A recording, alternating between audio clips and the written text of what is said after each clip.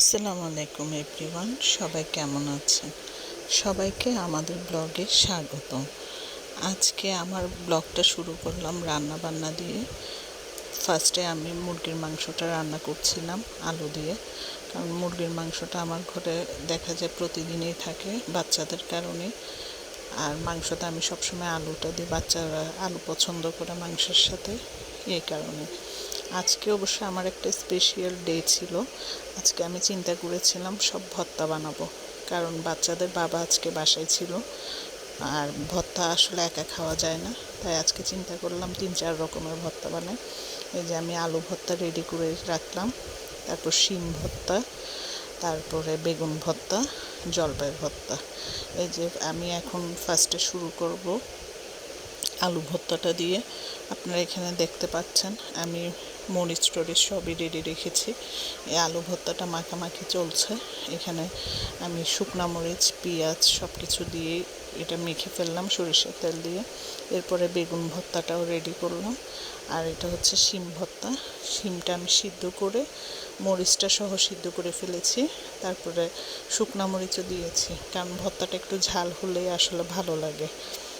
এরপরে এগুলো মাখামাখি করার পরে তিনোটা ভর্তাই রেডি হয়ে গেল।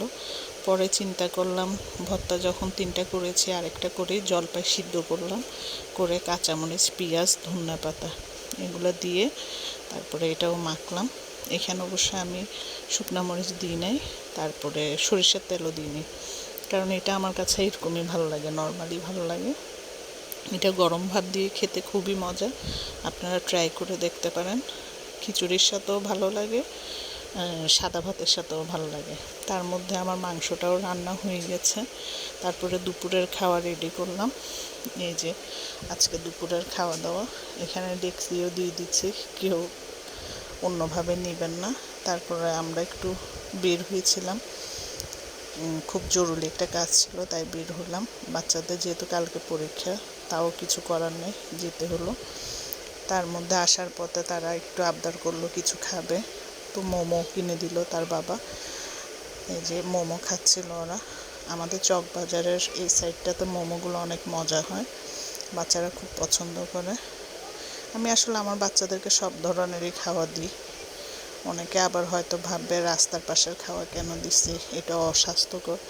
মাঝে মধ্যে খেলে আমার মনে হয় না সমস্যা হয়, এগুলো রেগুলার খেলে সমস্যা হয়। আর বাচ্চা মানুষ একটা আবদার করছে, একটু তো রাখতেই হয়।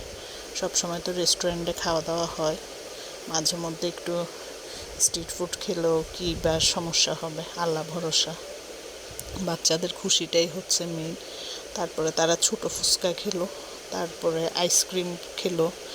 এই যে এগুলো খেয়ে সিএনজিতে করে আবার বাসায় চলে আসলাম, যেহেতু কালকে পরীক্ষা। বাসায় স্যার আসবে, ম্যাডাম আসবে, হুজুর সকালে পড়াই চলে গেছে। সবাই ওদের জন্য দোয়া করবেন, ওরা যাতে কালকে পরীক্ষাটা ভালোভাবে দিতে পারে। আপনাদের দোয়ার দরকার আমাদের এখন। আর আয়াজের জন্য দোয়া করবেন, ওর 24 তারিখ থেকে পরীক্ষা। এই ছিল আমাদের আজকের ব্লগ। আপনারা আমাদেরকে যেভাবে সাপোর্ট করছেন, যেভাবে ভালোবাসা দিয়ে যাচ্ছেন, অবশ্যই দিয়ে যাবেন। আমাদের জন্য দোয়া করবেন। সবাইকে ধন্যবাদ। সবাই আমাদের পাশে থাকবেন ইনশাল্লাহ। আপনাদের বাচ্চাদের প্রতি খেয়াল রাখবেন এবং সাবধানে থাকবেন সবাই। ধন্যবাদ সবাইকে। আসসালামু আলাইকুম।